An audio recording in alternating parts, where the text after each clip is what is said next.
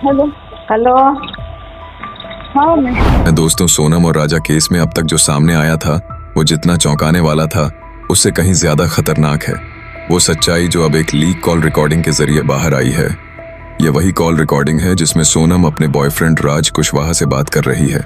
और यह बातचीत उस वक्त की है जब सोनम अपने पति राजा के साथ मेघालय में हनीमून पर थी। यानी वह वक्त जब एक पत्नी अपने पति के साथ नई जिंदगी की शुरुआत करती है। लेकिन सोनम उसी वक्त अपने प्रेमी के साथ कुछ ऐसा प्लान कर रही थी जिसे सुनकर किसी के भी पैरों तले जमीन खिसक जाए। दरअसल इस कॉल रिकॉर्डिंग में राज कह रहा है कि सब कुछ सेट है, बस उसे ले आओ।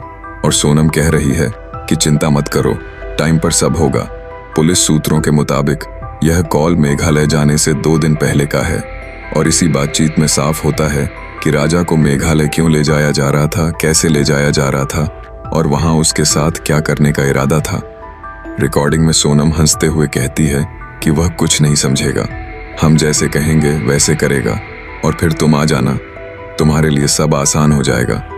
इस एक लाइन ने पुलिस को वह सबूत दे दिया है जिसकी उसे कई दिनों से तलाश थी।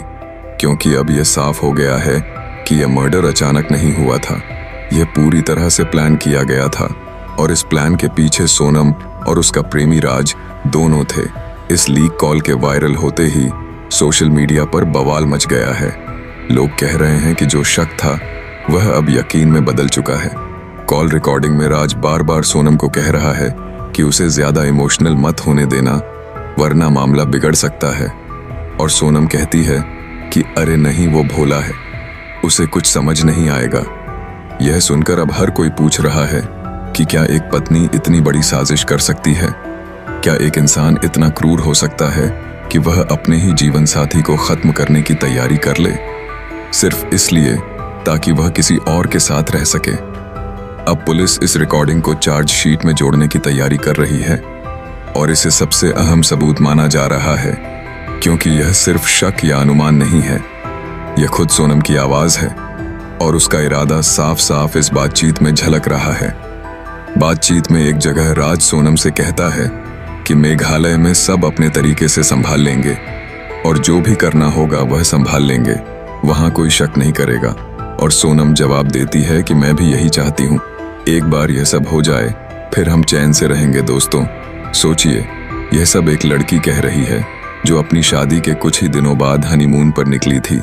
एक लड़की जिसके साथ उसका पति नई जिंदगी की उम्मीद लेकर गया था और उसी यात्रा के बीच वो अपनी मौत की तरफ बढ़ रहा था और उसे यह तक नहीं पता था कि उसके साथ चलने वाली पत्नी ही उसकी दुश्मन बन चुकी है। इस कॉल के सामने आने के बाद राजा के परिवार का दर्द और बढ़ गया है। उनके भाई ने मीडिया से कहा कि अब किसी शक की गुंजाइश नहीं बचती।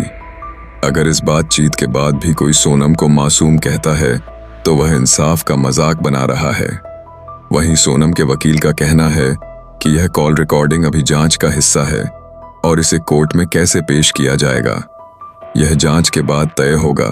लेकिन पुलिस की तरफ से कहा गया है कि यह कॉल लीक नहीं हुई बल्कि जांच का हिस्सा है और मीडिया को सिर्फ वो हिस्सा दिखाया गया है जो पब्लिक इंटरेस्ट में जरूरी था। अब यह केस और भी गहरा होता जा रहा है क्योंकि पुलिस को शक है कि कॉल रिकॉर्डिंग में जिस तीसरे शख्स का जिक्र हुआ है वह कोई और नहीं, आनंद है, जो इस पूरे केस में अभी तक फरार है। बातचीत में राज कहता है कि आनंद सब देख लेगा, तुम बस टाइम से पहुंच जाना।